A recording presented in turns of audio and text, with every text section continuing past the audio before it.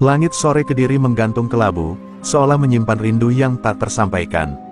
Asap tipis dari cerobong pabrik gudang garam melayang di udara, menyatu dengan aroma cengkeh yang meresap sampai ke tulang.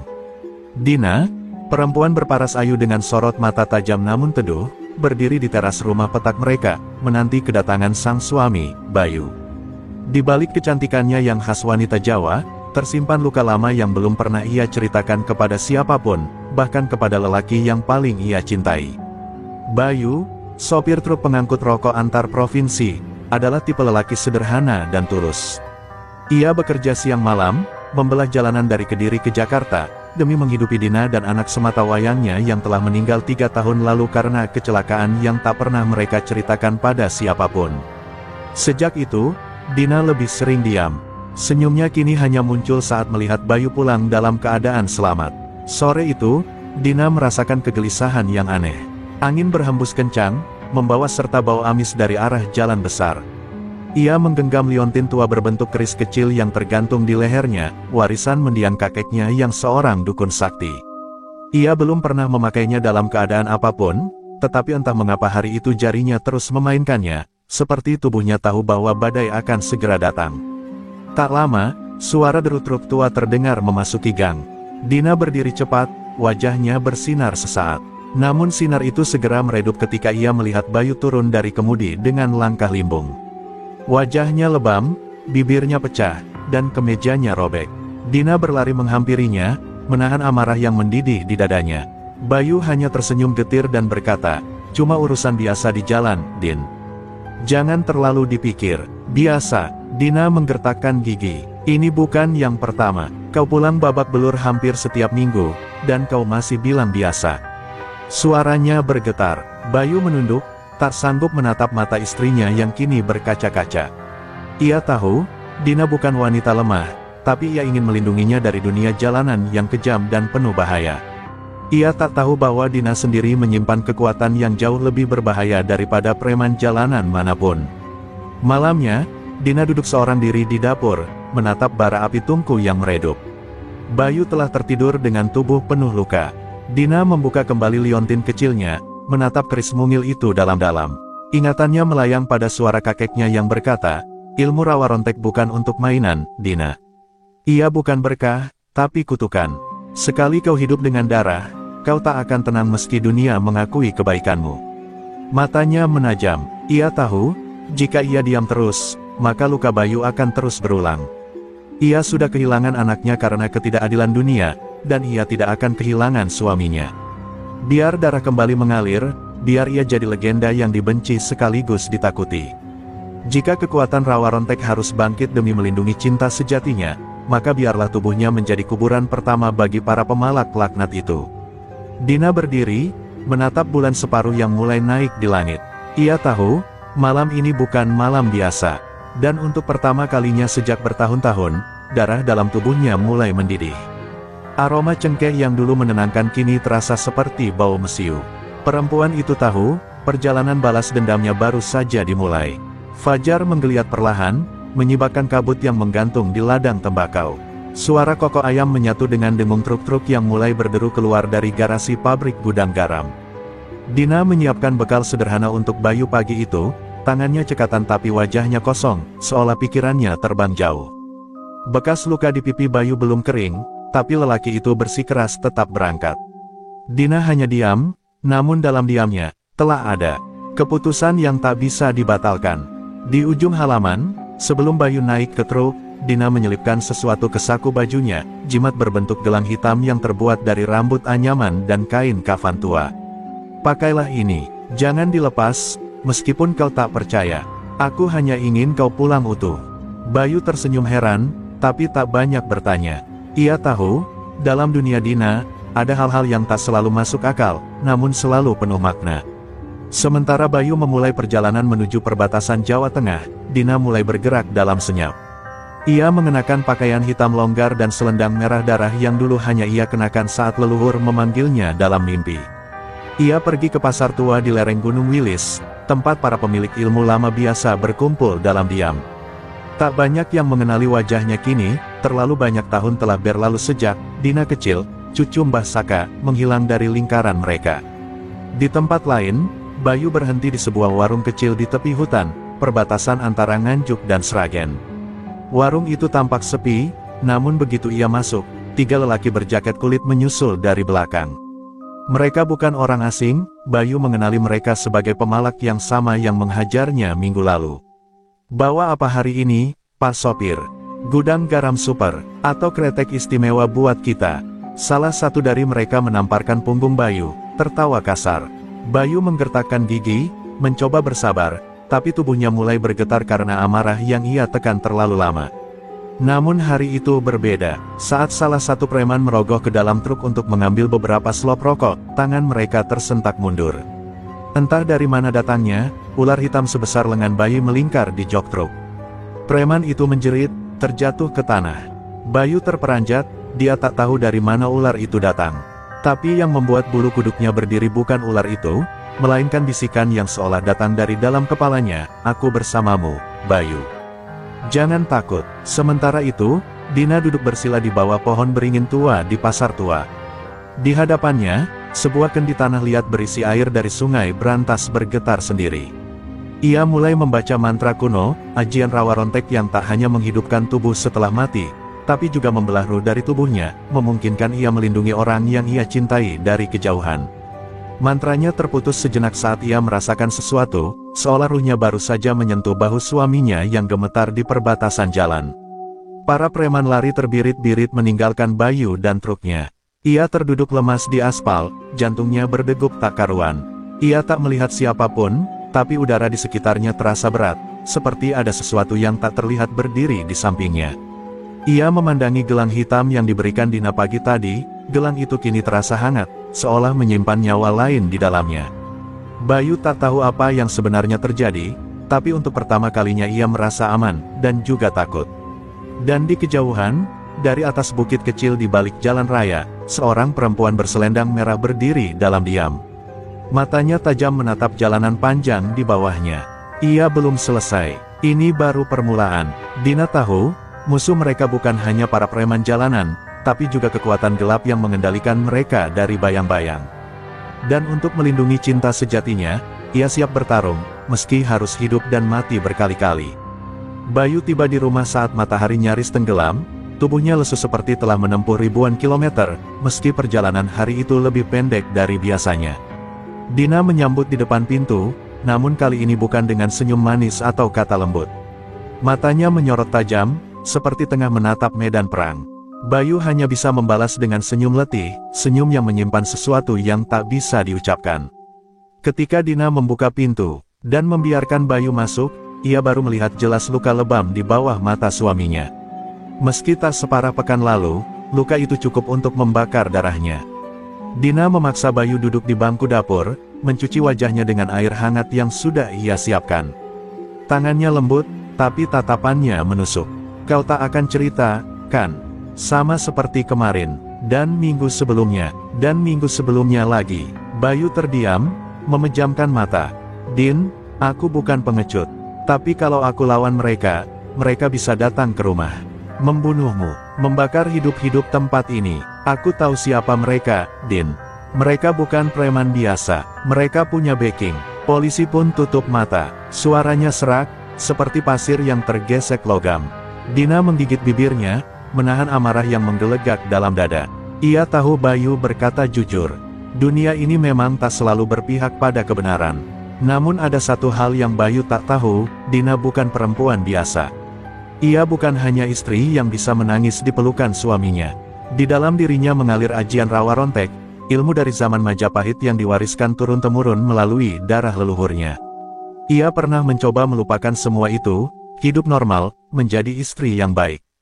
Tapi dunia tak membiarkannya. Dunia justru memanggilnya kembali ke asal mula, ke darah, ke kematian, dan ke hidup yang tak bisa mati. Malam itu, setelah Bayu terlelap dengan tubuh dibalut minyak gosok dan doa, Dina keluar rumah dengan langkah ringan. Ia membawa pisau kecil, bukan untuk membunuh, tapi sebagai jimat pemanggil roh leluhurnya. Ia menuju tepi sawah, tempat sepi yang hanya didatangi angin dan rindu. Di bawah langit yang mulai diliputi mendung, ia mengguratkan simbol kuno di tanah, menyebut nama-nama yang hanya dikenal dalam bisikan para empu dan dukun sepuh. Wahai roh para leluhur, cucumu memanggil. Suaranya pelan, tapi penuh getar. Jika darah adalah jalan yang harus kulalui untuk melindungi laki-laki yang kucintai, maka tumpahkanlah darahku, berikan aku hidup yang tak akan mati. Jadikan ragaku kuburan bagi siapa saja yang berani mengusik. Dalam sekejap, angin berhenti. Sunyi menyelimuti malam. Lalu, tubuh Dina bergetar hebat, darah menetes dari ujung jarinya ke tanah, dan dari tanah itu muncul asap tipis, lalu wujud seorang lelaki tua dengan mata merah membara. Mbah Saka, aku telah menunggumu, Dina. Kau akhirnya kembali, suara Mbah Saka seperti bisikan dari liang kubur. Ilmu ini akan membunuh jiwamu, tapi menjaga ragamu. Kau tak akan bisa mati, tapi kau juga tak akan bisa tenang. Apa kau siap? Dina menatap mata kakeknya dengan yakin. Aku tak butuh tenang, kek. Aku hanya butuh Bayu selamat. Dan malam itu, di tengah ladang tembakau yang sepi, di bawah langit Kediri yang basah oleh kabut, seorang perempuan membangkitkan kembali kekuatan yang seharusnya terkubur bersama sejarah. Dunia tidak akan sama setelah malam itu. Dan mereka yang menyentuh suaminya, akan segera tahu, bahwa yang mereka bangunkan bukan hanya kemarahan seorang istri, tapi dendam kuno yang tak bisa dibunuh. Purnama menggantung sempurna di langit malam Kediri, putih dan dingin seperti mata roh yang mengintip dari balik awan.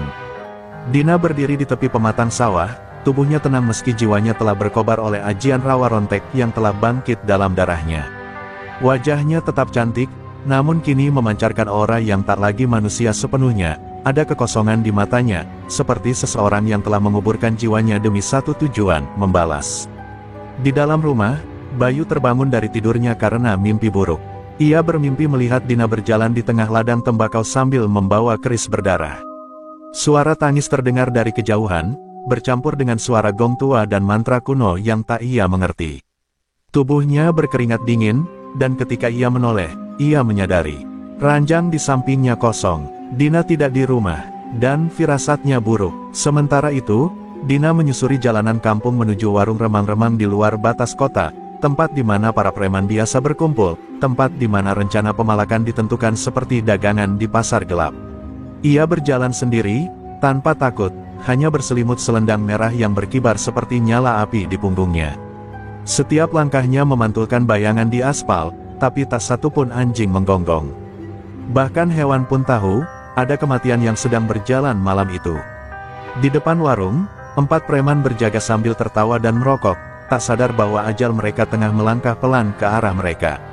Salah satu dari mereka, Gimbal, lelaki tinggi berparut di wajah, mengenali sosok Dina.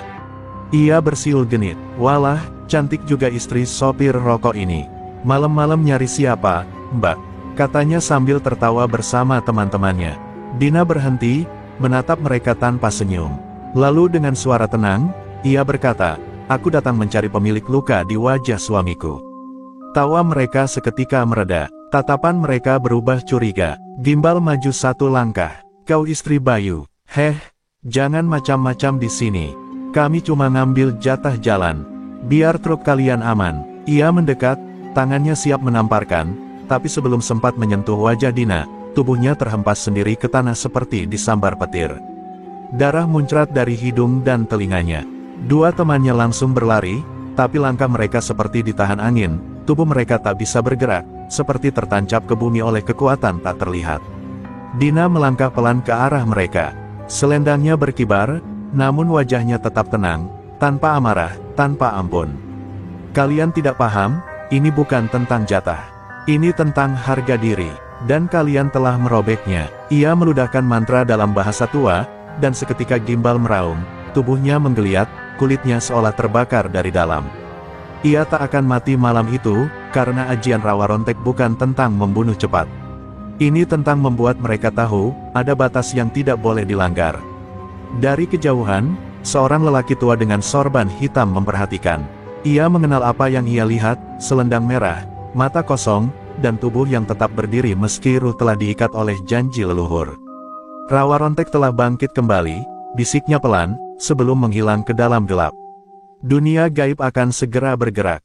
Tidak semua akan senang, karena ajian itu pernah dikubur dalam perjanjian darah, dan kini dibangkitkan lagi oleh cinta dan dendam seorang perempuan. Dan di rumah, Bayu berlari keluar, menelusuri malam demi mencari istrinya. Ia tak tahu bahwa jalan yang akan ia tempuh bukan lagi jalan manusia biasa.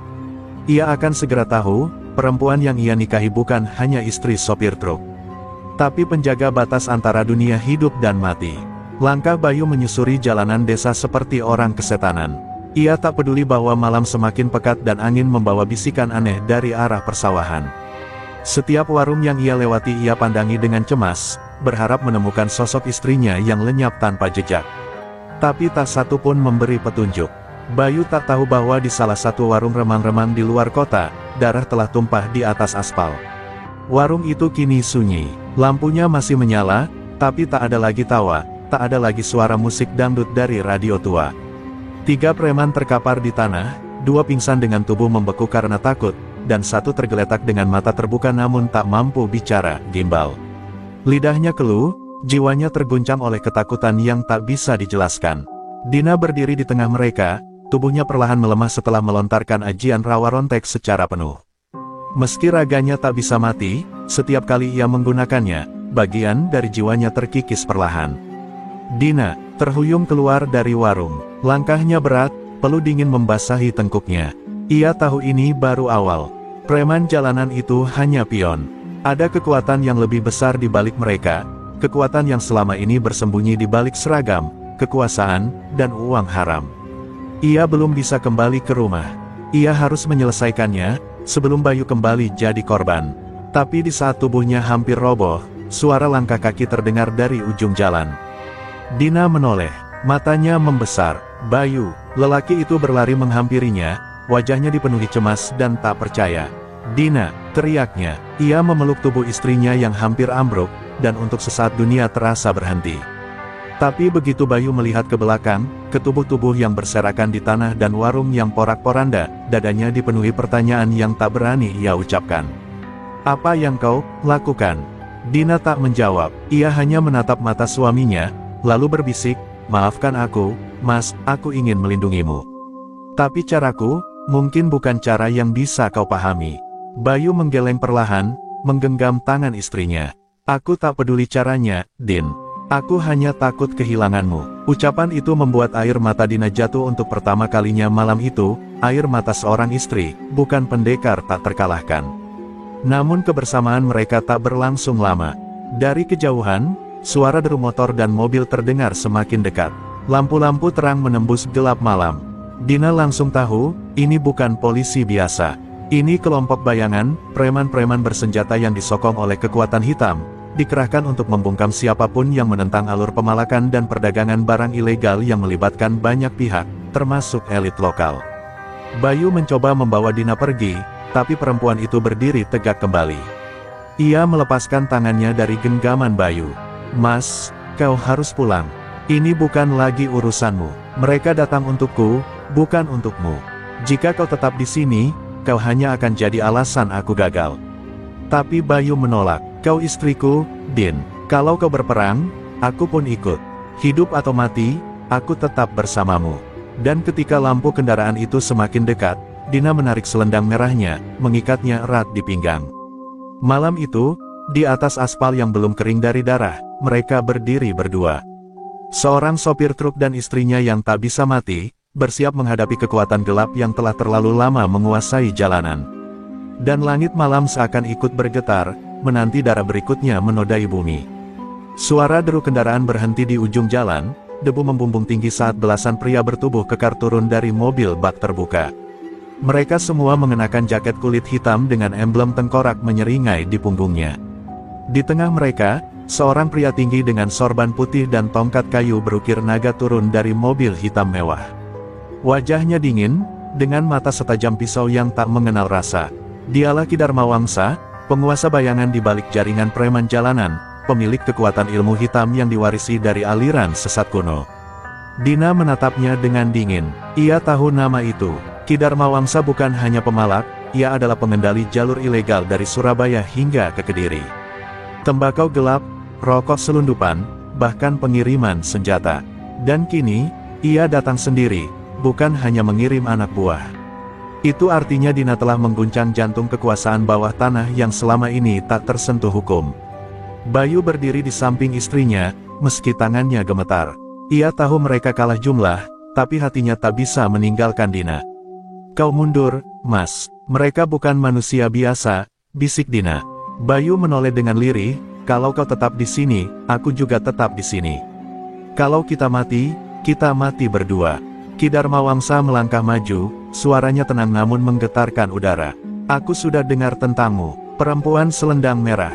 Rawa rontek, ajian terlarang yang seharusnya tetap dikubur. Kau mencoreng perjanjian leluhur." Dina tak gentar. Ia menjawab, "Perjanjian itu dibuat oleh para lelaki pengecut yang takut pada perempuan yang bisa melawan. Aku tak hidup untuk tunduk." Tangan Ki Darmawangsa bergerak pelan, dan 4 anak buahnya langsung menyerbu ke depan. Dina menarik napas panjang, lalu berteriak dalam bahasa kuno, memanggil kekuatan leluhurnya. Tanah di sekitarnya bergetar, dan tubuhnya bergerak seperti angin tajam, pisau tak menyentuhnya, peluru tak menggores kulitnya. Tapi Bayu tak bisa tinggal diam. Ia mengambil batang kayu dari pinggir jalan dan memukul salah satu penyerang dari belakang. Meski lemah, keberaniannya membakar malam itu. Satu demi satu anak buah Ki Darmawangsa tumbang, tapi Dina pun mulai kelelahan. Setiap kali ia terbunuh dan bangkit lagi, jiwanya tercabik sedikit demi sedikit. Itulah kutukan Rawa Rontek, tubuh abadi, tapi rasa sakit tak pernah hilang. Ia berdiri dengan luka menganga di dada, namun matanya tetap menyala penuh amarah. Darahnya membasahi tanah, tapi langkahnya tak surut. Ki Darmawangsa akhirnya melangkah sendiri. Ia mengetukkan tongkatnya ke tanah dan bumi retak di sekelilingnya. Aura hitam pekat membungkus tubuhnya. "Kau pikir hanya kau yang mewarisi ilmu leluhur?" katanya. "Rawa Rontek bisa hidup kembali, tapi bisa juga dikembalikan ke tanah, untuk selamanya." Ia menghunus keris berkarat, keris Manggala, pusaka pemusnah ilmu abadi. Dina mundur setapak. Untuk pertama kalinya malam itu, matanya menunjukkan ragu. Dan saat langit menggelap, dan bayangan pekat menelan cahaya lampu jalan, 2 kekuatan kuno pun bersiap saling membunuh. Perempuan yang tak bisa mati, dan lelaki yang bisa membunuh yang tak bisa mati. Udara malam seolah membeku ketika Ki Darmawangsa mengangkat keris Manggala tinggi-tinggi. Ujungnya memancarkan cahaya kehitaman yang berdenyut seperti nadi makhluk hidup. Dina berdiri kaku, jantungnya berdentam keras. Ia tahu keris itu. Dalam naskah kuno yang diwariskan gurunya dulu, disebutkan bahwa hanya satu benda di muka bumi yang bisa memutus ajian Rawa Rontek, keris Manggala, pusaka pamungkas yang diciptakan dari besi meteorit dan darah 7 anak darah. Sekali tertusuk, Rawa Rontek tak akan bangkit lagi. Kematian akan menjadi akhir. Bayu mencoba melindungi Dina, namun sebuah sabetan ringan dari tongkat Ki Darmawangsa membuatnya terlempar ke semak belukar. Tubuhnya membentur pohon dan ambruk tak sadarkan diri. Dina berteriak memanggil namanya, tapi tak ada jawaban. Dalam sekejap, kemarahan yang selama ini ia kendalikan meledak. Matanya berubah merah menyala. "Kau telah menyentuh segalanya dariku, Darmawangsa. Kini, aku akan mencabut segalanya darimu." Dina melesat seperti kilat, selendangnya berputar bagai cambuk neraka, menyambar tubuh-tubuh musuh yang masih tersisa. Tapi setiap serangannya, setiap pukulan dan tendangan, ditangkis dengan tenang oleh Ki Darmawangsa. Lelaki itu bukan hanya ahli tenaga dalam, ia juga menguasai ilmu pemisah roh. Mereka bertarung seperti 2 arwah yang saling menguliti jiwa.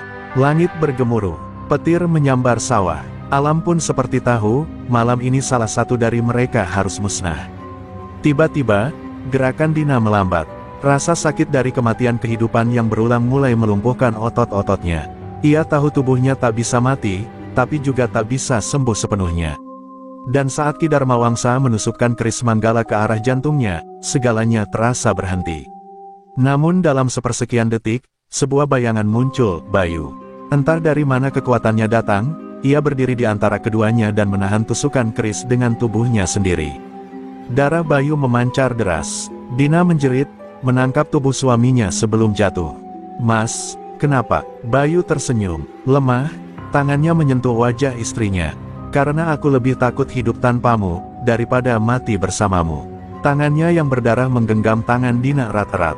Dan tiba-tiba, sesuatu yang tak terduga terjadi, darah Bayu menyerap ke dalam tubuh Dina, dan tubuhnya mulai bergetar hebat. Ajian Rawa Rontek dalam diri Dina menyatu dengan pengorbanan tulus seorang suami. Kombinasi itu memunculkan reaksi yang bahkan tak pernah diajarkan dalam kitab manapun. Selendang merahnya terbakar menjadi api, dan tubuh Dina memancarkan cahaya kemasan. Ia bangkit, lebih kuat dari sebelumnya. Kini ia bukan hanya makhluk abadi, ia adalah wujud dari cinta dan dendam, kekuatan yang bahkan tak dimiliki Dharmawangsa. Ki Dharmawangsa mundur setapak. Untuk pertama kalinya wajahnya menunjukkan ketakutan. "Apa yang kau lakukan, ini bukan ilmu manusia," teriaknya. Dina berdiri, rambutnya berkibar, matanya memancarkan cahaya suci dan kelam sekaligus. "Aku bukan lagi hanya rawa rontek, aku adalah sumpah darah," ucapnya pelan. Ia melesat ke depan, tangan kosongnya menghantam dada Dharmawangsa hingga tubuh lelaki itu terpental dan menabrak pohon besar, hancur dan tak bergerak lagi. Malam itu, di tanah yang basah oleh darah suami istri, pertempuran berhenti. Tubuh Dina memeluk Bayu yang perlahan kehilangan kesadarannya. Ia menjerit, bukan sebagai pendekar, bukan sebagai penjaga ajian kuno, tapi sebagai istri yang hampir kehilangan cintanya. Dan dalam jeritannya, langit kembali tenang. Tapi semuanya belum usai, karena darah telah memanggil para penjaga alam lain, dan pertarungan yang lebih besar telah menunggu. Kabut pagi turun pelan di antara pepohonan ketika Dina menggandeng tubuh Bayu yang terluka parah menuju gubuk tua di tepi hutan. Napas suaminya tersengal, dadanya berdarah, dan matanya nyaris tertutup. Tapi ia masih hidup. Hati Dina menganga antara rasa syukur dan ketakutan. Ia telah memenangkan pertarungan melawan Ki Dharmawangsa, namun harga yang harus dibayar nyaris seluruh jiwanya. Tubuh Bayu adalah satu-satunya jangkar yang menahannya dari menjadi makhluk tanpa hati. Gubuk itu milik seorang pertapa buta bernama Eyang Ranu, guru mendiang gurunya. Ia satu-satunya yang mungkin tahu apa yang sebenarnya terjadi saat darah Bayu menyatu dengan rawa rontek. Ketika Eyang Ranu membuka pintu dan mencium udara di sekeliling Dina, ia bergidik. "Kau telah membangunkan dua warisan lama, Nduk," katanya lirih. "Langit dan neraka kini sama-sama mengincarmu." Dina menatapnya bingung, tapi Eyang Ranu tak memberi waktu untuk menjelaskan. Ia segera meracik ramuan untuk menahan kematian Bayu yang semakin dekat. Sementara itu, Dina duduk di sudut, tubuhnya gemetar. Ia mulai merasa ada yang berubah dalam dirinya, bukan hanya kekuatan, tapi juga suara-suara asing yang berbisik di dalam kepala. Suara arwah, suara jiwa-jiwa yang terbunuh oleh rawa rontek dan kini merasuk dalam tubuhnya yang nyaris meledak oleh kekuatan cinta dan kematian. Malam itu, saat Bayu tidur lemah dan Eyang Ranu terlelap, Dina keluar ke halaman kecil gubuk. Langit dipenuhi bintang, tapi tak satu pun memberi ketenangan. Tiba-tiba, dari balik pepohonan, muncullah sosok perempuan berselendang putih dan mata kosong. Wajahnya cantik namun menyeramkan. "Kau telah mengambil warisan yang bukan hakmu," katanya datar. "Aku adalah Nyi Suketi, penjaga batas antara hidup dan mati. Dan kau, Dina, telah melampaui batas." Dina mencoba menyerang, tapi tangan Nyi Suketi hanya melambai dan tubuh Dina terpental ke tanah. "Ilmu rawa rontek sudah cukup berbahaya. Tapi ketika kau mencampurkannya dengan darah suci dari pengorbanan sejati, kau menciptakan sesuatu yang bahkan leluhur pun tak bisa kendalikan," lanjutnya. "Langit menganggapmu ancaman, neraka menganggapmu milik, dan kau tak punya tempat lagi di antara manusia." Dina bangkit perlahan, tubuhnya gemetar, bukan karena takut, tapi karena mulai memahami takdirnya. Ia bukan hanya istri dari seorang sopir truk, bukan hanya penjaga jalanan. Ia kini adalah simpul dari dua dunia, jembatan antara kematian dan kehidupan. Dan ketika Nyi Suketi menghilang dalam kabut, ia tahu, ke depan, lawannya bukan hanya manusia atau preman, tapi kekuatan gaib yang selama ini tersembunyi dari pandangan dunia. Pagi berikutnya, Bayu terbangun dengan pelan. Tubuhnya masih lemah, tapi cukup kuat untuk menggenggam tangan Dina. "Aku bermimpi," katanya pelan. "Aku melihatmu, melawan langit dan bumi." Dina tersenyum getir. "Itu bukan mimpi, Mas. Itu masa depan kita." Ia mencium kening suaminya dan menatap hutan lebat di kejauhan. "Kita tak bisa kembali, tapi kita bisa melawan. Untuk semua yang tertindas, untuk yang tak bisa membalas." Dan ketika matahari mulai naik dari balik pohon, Dina mengangkat selendangnya dan mengikat pinggangnya kembali. Api yang dulu menyala karena dendam, kini berpadu dengan cinta, dengan tekad, dan dengan kekuatan yang belum pernah disentuh manusia. Pertarungan di jalanan telah selesai, tapi perang takdir baru saja dimulai. Pagi itu hening seperti kematian. Tidak ada kicau burung, tidak ada desir angin. Alam seolah menahan napas, menyadari bahwa ada sesuatu yang tak seharusnya berada di dunia manusia. Di desa kecil tempat Eyang Ranu tinggal, warga tiba-tiba jatuh sakit. Mata mereka kosong, mulut mereka bisu, dan tubuh mereka gemetar seperti diserang demam yang tak dikenal. Tidak ada luka, tidak ada tanda penyakit. Hanya satu kesamaan, semuanya mengigau dalam tidur tentang seorang perempuan berselendang merah yang bertarung dengan langit. Dina berdiri di tengah halaman gubuk, menyaksikan warga yang terbaring satu persatu di tikar-tikar bambu. Ia merasa bersalah, namun ia tahu ini bukan ulahnya. Ini adalah peringatan. Nyi Suketi telah berkata, langit melihatnya sebagai ancaman. Dan kini, langit menjawab, tapi serangan ini bukan fisik. Ini adalah bentuk kutukan halus, menenggelamkan desa dalam bisu dan diam, membungkam mulut siapapun yang tahu kebenaran tentangnya. Bayu yang baru saja pulih, memaksa diri berjalan ke sisi istrinya. Kita harus pergi, Nak, katanya lemah. Mereka tak akan selamat selama kita di sini. Tapi Dina menggenggam tangan Bayu erat. Aku tak bisa terus berlari, Mas. Jika aku pergi, kutukan ini akan menyebar. Aku harus menghadapi siapapun yang mengirim ini. Di sini, sekarang. Bayu menatap matanya, dan di sana ia melihat sesuatu yang menggetarkan, bukan keputusasaan, tapi keberanian seorang manusia yang sudah melewati batas kematian. Malam harinya, langit menjadi ungu gelap, tanpa bintang. Kabut turun tebal, dan suara gamelan tua bergema dari kejauhan, datang dari arah makam tua di Bukit Timur. Eyang Ranu yang duduk bersila tiba-tiba bangkit dengan mata terbuka lebar, meski ia buta. Mereka datang. Para petugas langit, para penjaga keseimbangan, gumamnya. Mereka bukan manusia, mereka bukan iblis. Mereka adalah hukum yang menjelma. 3 sosok berkerudung putih turun dari kabut, tanpa wajah, tanpa suara. Setiap langkah mereka membuat bumi bergetar. Mereka berjalan perlahan menuju Dina, mengangkat tangan seakan hendak menuntut jawab. Salah satu dari mereka membuka jubahnya, di dalamnya bukan tubuh, melainkan cahaya menyilaukan dan wajah-wajah arwah yang menjerit tanpa suara. Dina menggigit bibirnya, jika kalian datang untuk membunuhku, selesaikanlah di sini. Tapi jangan ganggu mereka. Tak ada jawaban, hanya angin kencang yang menerbangkan dedaunan dan membuat tanah bergemuruh. Dina mengangkat selendangnya, tubuhnya bersinar dalam warna merah dan emas. Bayu berdiri di belakangnya, meski tubuhnya masih lemah. Ia tahu, jika malam ini adalah akhir, maka ia akan menyambutnya bersama istrinya. Namun sebelum pertarungan terjadi, salah satu penjaga menunjuk ke arah Bayu, lalu ke arah Dina, lalu ke langit. Sebuah isyarat rumit, seolah mereka bukan datang untuk membunuh, tapi menguji. Dalam sekejap, Dina dan Bayu diselimuti cahaya. Tanah di bawah mereka terbelah, dan mereka terjatuh ke dalam kegelapan yang dalam. Dunia di sekitar mereka menghilang, dan yang tersisa hanyalah suara.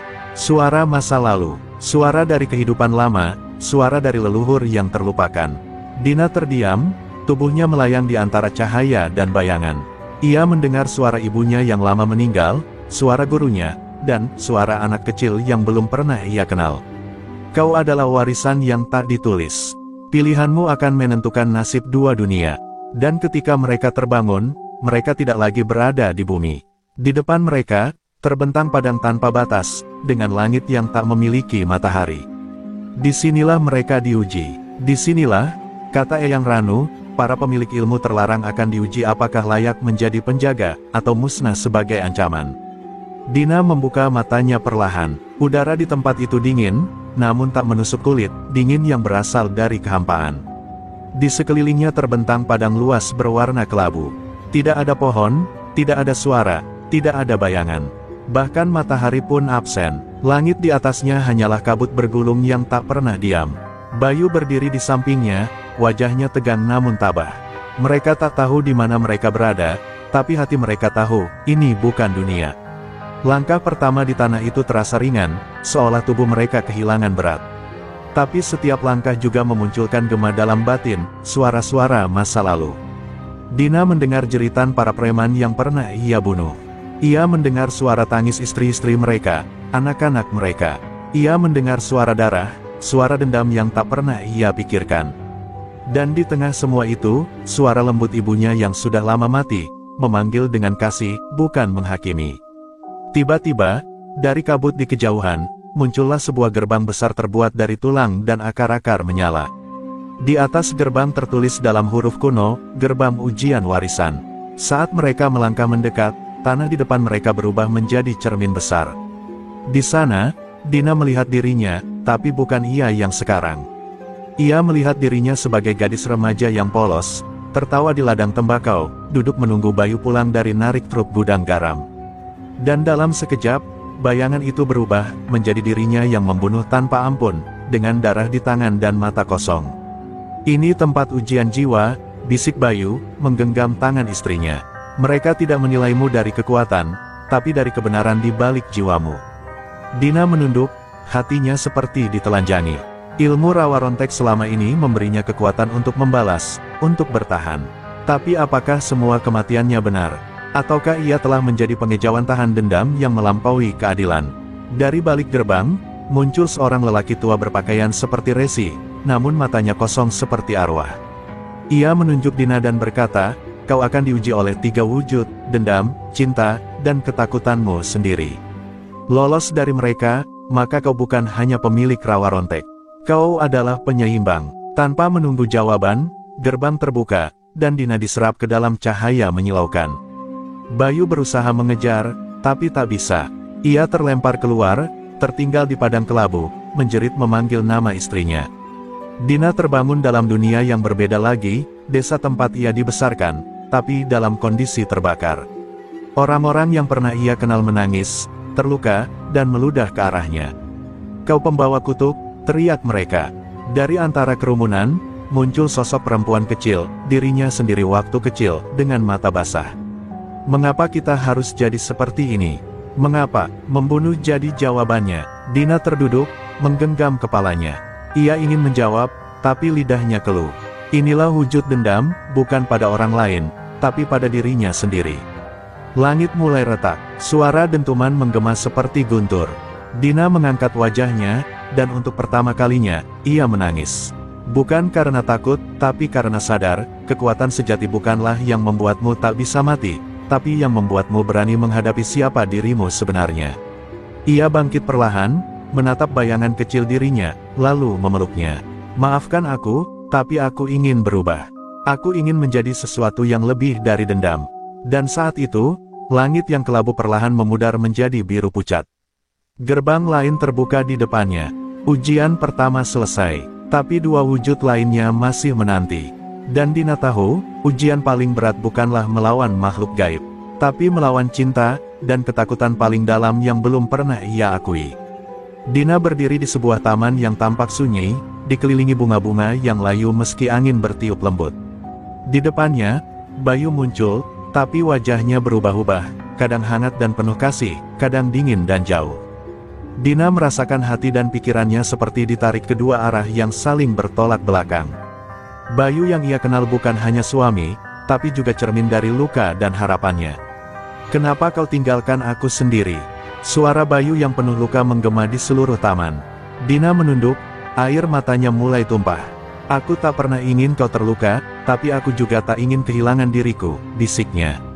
Bayu berubah menjadi sosok bayangan yang menuntut, menuduhnya lemah dan egois. "Kau memilih ilmu itu daripada aku. Kau memilih dendammu daripada cinta kita." Dina mundur, tapi setiap langkahnya diikuti bayangan Bayu yang semakin besar dan menggeram. "Aku tidak bisa hidup tanpamu," teriak bayangan itu. "Tapi aku juga tak bisa bersamamu jika kau terus berubah." Dina menggenggam dadanya, merasakan sakit yang menusuk. Ia sadar, cinta mereka selama ini telah menjadi pedang bermata dua yang membelah hati dan jiwa mereka. Tiba-tiba, sosok Bayu yang asli muncul, memandang mereka dengan mata penuh kesedihan. "Dina," katanya lembut, "cinta bukan tentang mengikat atau memilih, tapi tentang membiarkan dan menerima. Aku mencintaimu bukan karena kekuatanmu, tapi karena siapa dirimu sebenarnya." Dina menatapnya, merasa ada harapan kecil yang muncul di tengah badai. Namun bayangan Bayu yang menuntut tak mau pergi.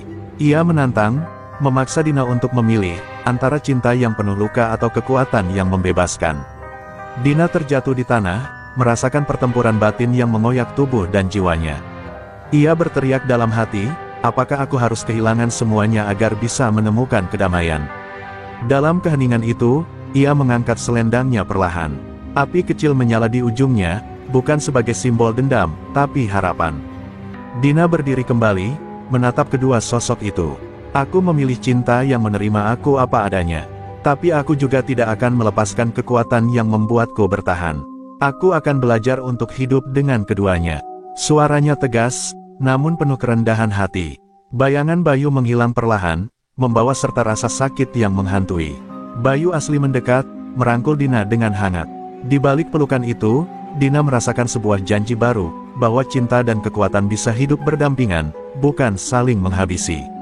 Langit di taman itu mulai cerah, dan bunga-bunga layu berubah mekar kembali.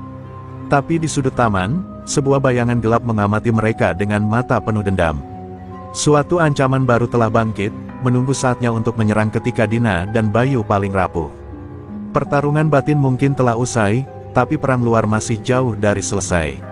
Senja mulai menyelimuti desa ketika Dina dan Bayu kembali dari padang ujian itu. Mereka merasa sedikit lega setelah menghadapi pergulatan batin yang menguras jiwa, namun ketenangan itu hanya sebentar. Di balik kedamaian yang mulai terlihat, sesuatu yang gelap dan membara mengintai dalam bayang-bayang, menunggu waktu tepat untuk menyerang. Di balik dinding rumah sederhana mereka, suara langkah kaki berat dan bisikan samar terdengar. Bayu yang masih lemah, berdiri berjaga di pintu. Aku merasakan sesuatu, bukan hanya di dunia kita, tapi sesuatu dari kegelapan yang lebih dalam, bisiknya pada Dina. Mata Dina yang tajam menangkap gelagat aneh itu. Selendangnya yang dulu berkibar penuh dendam kini bergetar pelan seolah memberi peringatan. Malam itu, ketika mereka tidur, bayangan hitam melayang melintas di sudut kamar, tanpa suara, tanpa wujud jelas. Bayu terbangun dengan napas tersengal dan melihat bayangan itu sekejap. "Dina, ada sesuatu yang datang," katanya panik. Dina menarik napas panjang dan memusatkan energi rawa rontek dalam dirinya. Namun kali ini, energi itu terasa berbeda, lebih gelap, lebih berat, dan lebih menyesakkan.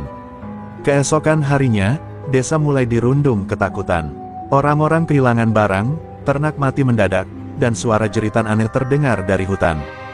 Dina dan Bayu mulai menyelidiki, dan mereka menemukan bekas jejak ritual gelap yang bercampur dengan tanda-tanda ilmu hitam kuat. "Ini bukan sekadar preman atau manusia biasa," kata Eyang Ranu yang datang membantu. "Ini pekerjaan bayangan, makhluk dari dimensi lain yang lapar akan kekuatan dan jiwa manusia." Dina tahu, ini bukan ujian biasa. Bayangan itu mampu menembus batas dunia dan membawa kehancuran yang jauh lebih besar. Ia harus siap bukan hanya melawan secara fisik, tapi juga mempertahankan jiwanya dari cengkeraman gelap yang akan menggoda dan menghancurkan. Bayu menggenggam tangannya erat, menunjukkan bahwa mereka tidak akan berdiri sendiri. Malam berikutnya, saat bayangan itu muncul lagi, kali ini berbentuk sosok tinggi dan tanpa wajah, Dina menghadang dengan semua kekuatan rawa rontek yang ia miliki. Duel gaib itu berlangsung di bawah cahaya bulan yang redup, suara ledakan energi dan teriakan memenuhi udara malam. Namun, setiap kali mereka berhasil memukul mundur bayangan itu, ia kembali lebih kuat dan lebih cerdik. Dina tahu pertempuran ini belum usai. Bayangan yang mengintai bukan hanya ingin mengambil nyawa mereka, tapi ingin menjarah kekuatan yang mengalir di tubuh Dina. Ini adalah perang antara cahaya dan kegelapan yang sesungguhnya. Dengan tekad membara, Dina menatap Bayu dan berkata, "Kita harus lebih kuat dari sebelumnya, Mas. Ini bukan hanya tentang kita lagi, ini tentang semua yang kita cintai." Bayu dan Dina melangkah hati-hati ke dalam hutan gelap di pinggir desa, dipandu oleh petunjuk samar yang mereka kumpulkan dari jejak ritual hitam. Malam itu udara terasa lebih dingin dari biasanya, dan setiap suara daun yang berderak membuat napas mereka tercekat. Dina menggenggam erat tangan Bayu, merasakan energi rawa rontek mengalir pelan namun kuat dalam dirinya, siap untuk menghadapi kegelapan yang semakin nyata. Mereka tiba di sebuah gua tersembunyi, pintu masuknya tertutup oleh akar-akar tua yang berkelok. Dari dalam gua itu, terdengar bisikan-bisikan gaib, suara-suara yang menusuk jiwa dan memanggil nama Dina. Bayu mengangkat senjatanya, namun Dina menghentikannya. "Ini bukan hanya perang fisik, Mas. Ini perang jiwa dan pikiran," katanya tegas. Dengan satu tarikan napas dalam, Dina melangkah masuk ke dalam kegelapan, disusul Bayu. Di dalam gua, mereka menemukan altar hitam dengan simbol-simbol aneh yang berkilauan dalam cahaya lilin. Di atas altar tergeletak sebuah benda kecil, seperti batu permata yang berdenyut seperti jantung. Dina merasakan denyut energi itu berhubungan langsung dengan ilmu rawa rontek yang dimilikinya, tapi ada sesuatu yang asing dan mengerikan di dalamnya, seperti racun yang merembes pelan ke dalam darahnya. Tiba-tiba dari balik bayang-bayang muncul sosok tinggi dan berwajah samar. Suaranya dalam dan menggetarkan, "Kau pikir kekuatanmu cukup untuk menghentikan kami? Kami adalah bayangan yang tak pernah mati, selalu menunggu mangsa dengan jiwa paling gelap." Dina mengangkat tangan, api merah menyala di ujung jari-jarinya. "Aku bukan mangsa, aku adalah penjaga, dan aku akan melindungi yang lemah." Bayu maju di sisi Dina, menatap sosok itu dengan penuh keberanian. "Kamu mungkin bayangan, tapi kami punya sesuatu yang tidak bisa kau sentuh, cinta dan keberanian." Mereka berdua bersiap menghadapi pertarungan yang mungkin menentukan nasib desa dan jiwa mereka.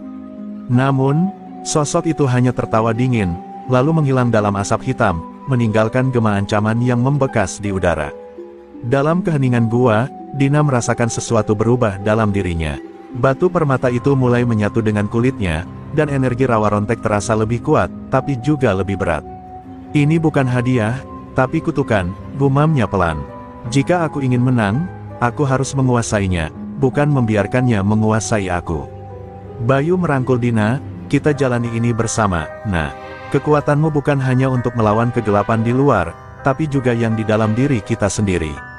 Dina menatap mata Bayu dengan penuh keyakinan, dan dalam detik itu, mereka berdua tahu pertarungan sesungguhnya baru akan dimulai, pertarungan yang akan menguji cinta, kekuatan, dan jiwa mereka sampai batas terjauh.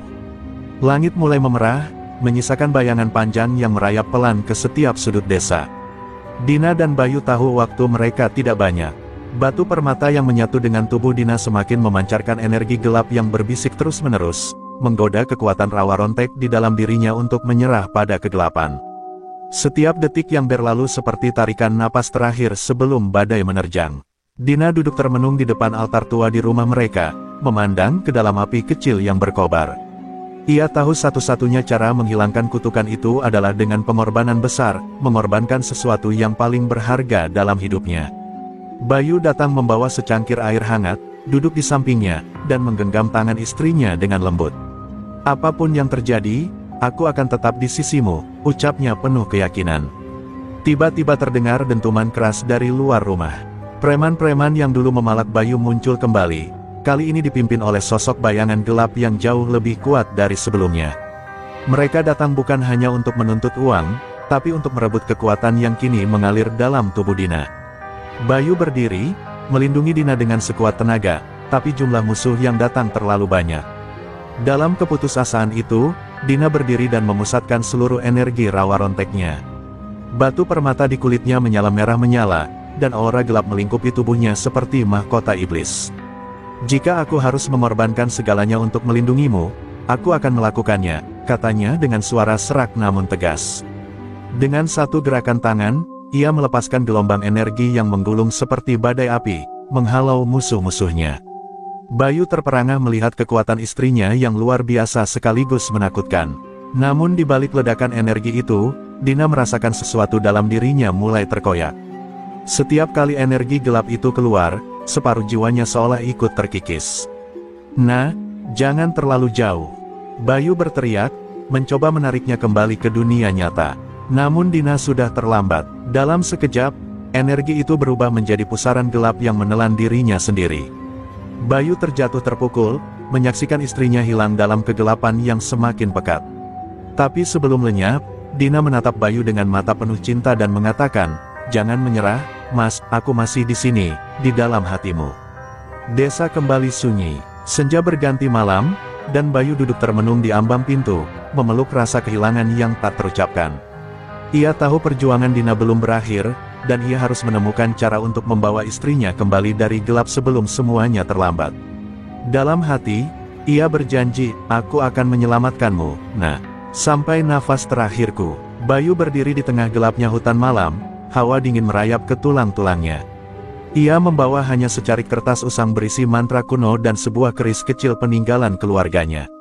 Semangatnya membara, api cinta dan harapan yang tak pernah padam untuk menyelamatkan Dina dari kegelapan yang menelan jiwanya.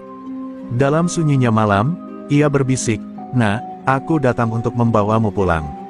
Di balik tirai kegelapan, Dina terperangkap dalam pusaran bayangan yang menghisapnya ke dalam dunia gelap tanpa akhir. Ia merasakan kepedihan yang luar biasa, rindu pada suami, rumah, dan kehidupan yang dulu penuh cinta. Tapi di dalam hatinya, ada secercah cahaya yang tak mau padam, kecil namun kuat, sisa energi cinta Bayu yang terus merambat ke dalam jiwanya. Cahaya itu menjadi jangkar bagi kesadarannya. Bayu mengeluarkan mantra dan mulai membaca dengan suara bergetar, menguatkan diri melawan gelombang kegelapan yang mencoba menelannya. Keris di tangannya berkilauan, menyala merah seperti api, menjadi pedang penerang di tengah gelap. Dengan cinta dan keberanian, aku lawan kegelapan ini, ucapnya penuh tekad. Energi dari keris itu mulai mengalir, menembus kabut hitam yang mengurung Dina. Di dunia bayangan itu, Dina berusaha melawan pengaruh gelap yang terus menggoda dan melemahkan. Ia mengingat semua pelajaran ilmu rawa rontek yang pernah dipelajarinya, semua pengorbanan yang telah ia lalui. Dengan sisa tenaga, ia mengangkat tangan dan mengirimkan gelombang cahaya kecil yang bertemu dengan energi keris Bayu. Keduanya beririsan, menyatu menjadi satu kekuatan tak tertandingi. Pertempuran antara cinta dan kegelapan memuncak, keduanya saling tarik-menarik dalam gelombang energi yang menerangi langit malam. Bayu dan Dina saling memanggil, menyemangati satu sama lain, hingga akhirnya cahaya itu meledak dalam sebuah ledakan besar yang mengguncang seluruh alam. Bayangan gelap pecah berkeping-keping, dan Dina pun terlepas dari cengkeraman kegelapan. Saat cahaya mereda, Dina terjatuh lemah ke pelukan Bayu.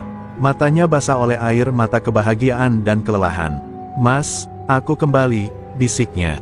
Bayu menggenggam erat, berjanji dalam hati takkan pernah membiarkannya hilang lagi. Desa yang tadinya suram kini dipenuhi sinar kemasan fajar, tanda kemenangan cinta dan harapan. Meski luka masih membekas, mereka tahu itu hanyalah bagian dari perjalanan panjang. Kini, Dina dan Bayu berdiri bersama, lebih kuat dan lebih dekat dari sebelumnya. Dengan cinta yang menyembuhkan dan ilmu rawa rontek yang kini sepenuhnya mereka kuasai, mereka siap menghadapi tantangan baru yang akan datang, apapun itu. Di bawah sinar pagi itu, janji mereka teguh, bersama, mereka akan menjaga desa dan orang-orang yang dicintai. Tak peduli gelap atau terang yang datang, mereka akan selalu menjadi cahaya terakhir yang menerangi jalan hidup mereka. Cerita mereka bukan hanya tentang perlawanan, tapi juga tentang cinta yang tak pernah padam di tengah badai kehidupan.